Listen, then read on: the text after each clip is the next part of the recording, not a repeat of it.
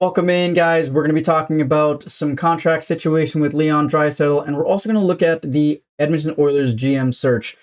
Stay tuned.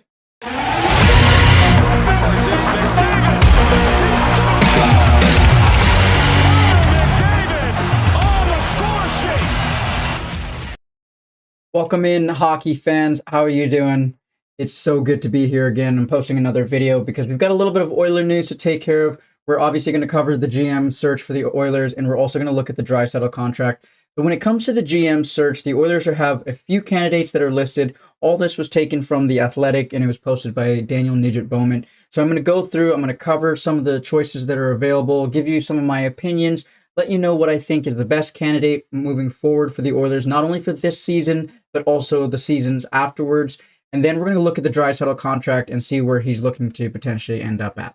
So just like stated in the article from The Athletic, there's a few candidates that are available. The first candidate that was listed was Jason Botterill.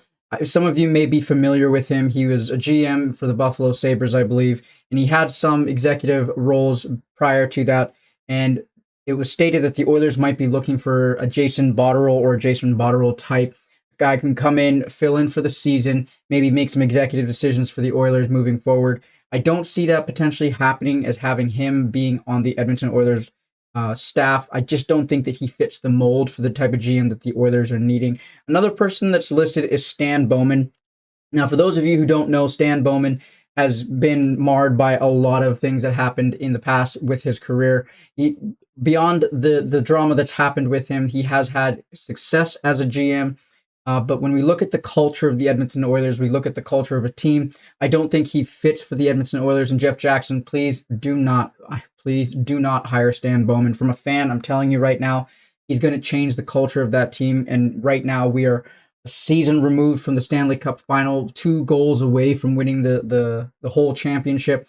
Having him come in, change the whole culture, bring a lot of the baggage that he's had prior, it's not going to be good for the Oilers. Now, this is not saying that he can't land a job within the NHL after the ban has been lifted for him to be able to come back and resume work. I think maybe Stan Bowman might have a better opportunity with a team that has a low-key market that is not as much televised and slowly start to regain rapport and build a culture on a different team. So I don't think that the Oilers would be looking at Stan Bowman. Another person that was brought up was Sean Burke. I think Sean Burke would be a very interesting choice. He was the goaltender coach for the Las Vegas Golden Knights, and he's obviously shown a lot of success, potentially helping out the goaltending situation and building a team off the back end moving forward. I think he'd be an interesting choice. I don't know if he fits the role of having the structure that we have with Daryl Cates, Jeff Jackson, and then the GM having to answer to that. We want a GM that's going to be able to have a little bit more of autonomy moving forward.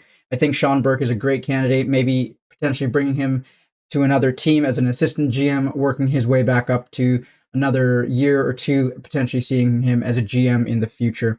This next choice is a very interesting one, and I think it's a choice that the Oilers should make, if it's possible to make, is getting Mathieu Darche.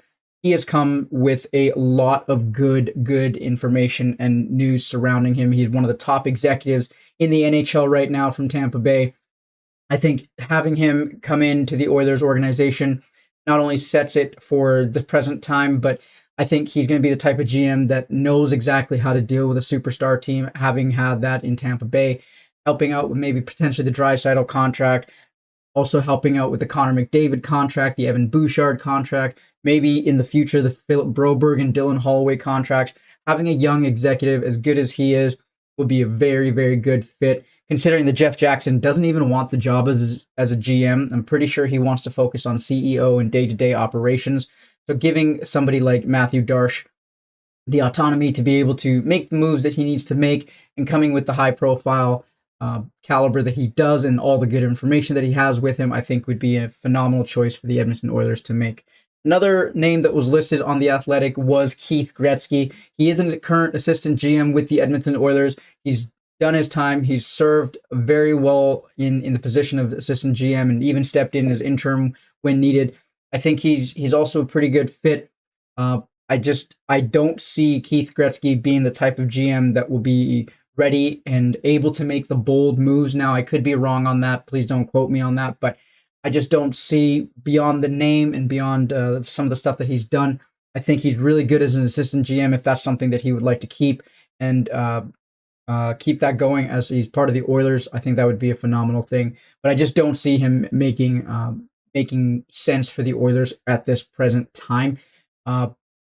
It's just moving forward. Let's just say Jeff Jackson wants to step away from everything, and we have Connor McDavid contract coming up, Bouchard contract coming up. Maybe Draisaitl might just not believe that Keith Gretzky could be the type of GM that would lead the Oilers into the championship era, but we'll see what happens. I think Keith Gretzky would be a good second choice, but I don't see him taking the reins as the Oilers GM. Now, again, like I said, this is all my opinion. I'm just a fan. What do I know, right? The second last name that was on the list was quite interesting, is Brad Holland. I don't see Brad Holland sticking around with the organization too much longer, and that's just me. It could obviously change. It could be different.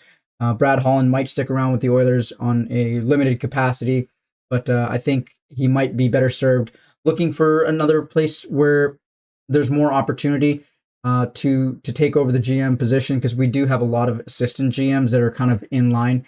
Which brings me to also Mark Hunter. Mark Hunter has shown success to be able to run a franchise, to run a team on the minor league level, and I think he would be a good choice for the Edmonton Oilers. He's not the big household name around the NHL. He's very well known in the Edmonton Oilers organization.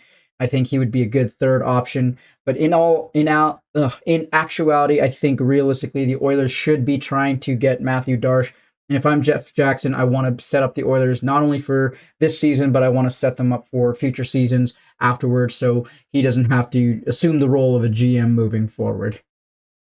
Moving on to the Draisaitl contract, the Oilers are currently they don't have a contract extension for Draisaitl. He still has 1 year left on his deal.